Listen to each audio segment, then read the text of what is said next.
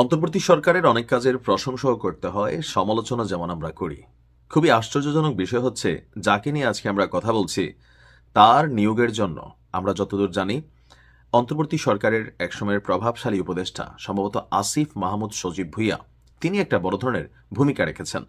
আবার কেউ কেউ বলছেন উপদেষ্টা মাহফুজ তিনি এই নিয়োগটার ক্ষেত্রে ভূমিকা রেখেছেন, কারণ তিনি এবং আমাদের ঢাকা উত্তর সিটি কর্পোরেশনের যিনি প্রশাসক আছেন মোহাম্মদ এজাজ দোনোজনই একটা ইসলামিক, বাংলাদেশে নিষিদ্ধ কর্মকাণ্ড ঘোষিত একটা ইসলামিক রাজনৈতিক দলের কর্মী। এখন আমি দলটার নাম নিলাম না। তো হুট করেই আমরা গতকালকে দেখলাম যে ঢাকা উত্তর সিটি কর্পোরেশনের যিনি প্রশাসক আছেন মোহাম্মদ এজাজ, তার দেশ থেকে নিষেধাজ্ঞা দিয়েছে আদালত। তো এই ব্যক্তিকে তো নিয়োগ দিল অন্তর্বর্তী সরকার, তাহলে কি এমন ঘটনা ঘটাইল যেটা নিয়ে আদালত তার দেশ ত্যাগের বেলায় নিষেধাজ্ঞা দিয়েছে? নিশ্চয়ই কিছু ঝোল আছে, চলুন দেখি কি সেই ঝোল।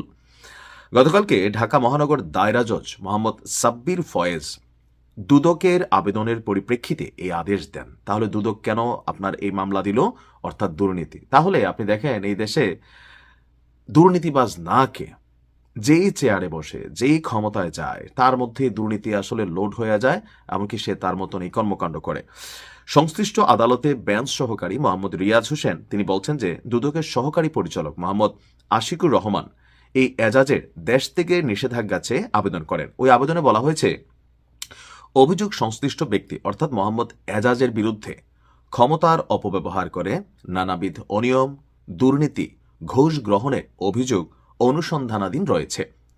ঢাকা উত্তর সিটি কর্পোরেশনের অধীনস্থ মিরপুর গাবতলী পশুরহাটি যারা, ই রিক্সা প্রকল্প, বোরাক টাওয়ার বা হোটেল শেরাটনকে দখল করা, বনানী কাঁচাবাজারের দোকান বরাদ্দ, খিলগাঁও তালতলা সুপার মার্কেটের পার্কিং স্থানে দোকান নির্মাণ এবং বরাদ্দ, সিটি কর্পোরেশনের ভ্যান সার্ভিস, ফুটপাতে দোকান বরাদ্দ, ঢাকা উত্তর সিটি কর্পোরেশনের স্বার্থ সংশ্লিষ্ট অন্যান্য নানাবিধ বিষয়ে তার বিরুদ্ধে অভিযোগ রয়েছে। অর্থাৎ কোনো কিছুই মনে হয় আর খাওয়া বাদ দেয় নাই, কমিশন খাওয়া বাদ দেয় নাই। যতগুলো কথা বললাম, এখানে কি পরিমাণ টাকার ট্রানজ্যাকশন হইতে পারে জাস্ট ইমেজিনেশন করেন।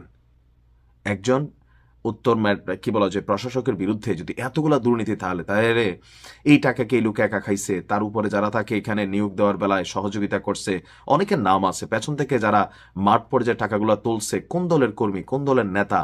এখন এখানে তো বিএনপিও নাই, জামাতও নাই, তাহলে কারা কারা এই সিস্টেমকে ব্যালেন্স করলো? এখন এজাজ কি শুধু একলাই ফাঁসবেন, নাকি আরো অনেককে ফাঁসাই দিবেন?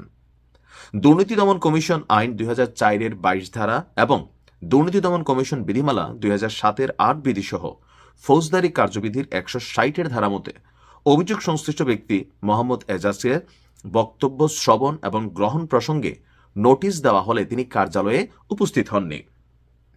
দেশ ছেড়ে বিদেশে পলায়ন করতে পারেন বলে বিশ্বস্ত সূত্রে জানা গেছে। অর্থাৎ কূটনৈতিক পাসপোর্ট যারা স্যারেন্ডার করতেছিল এদের মধ্যে সম্ভবত মোহাম্মদ এজাজও একজন।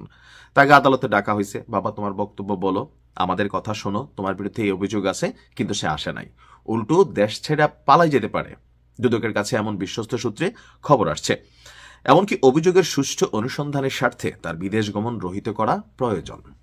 এই দেশটাকে দুর্নীতিমুক্ত করা আসলে মোর দেন ইমেজিনেশন। এটা আমি আপনি যতটা সহজ ভাবি, বাস্তবতা হচ্ছে এর চেয়ে 1000 গুণ কঠিন।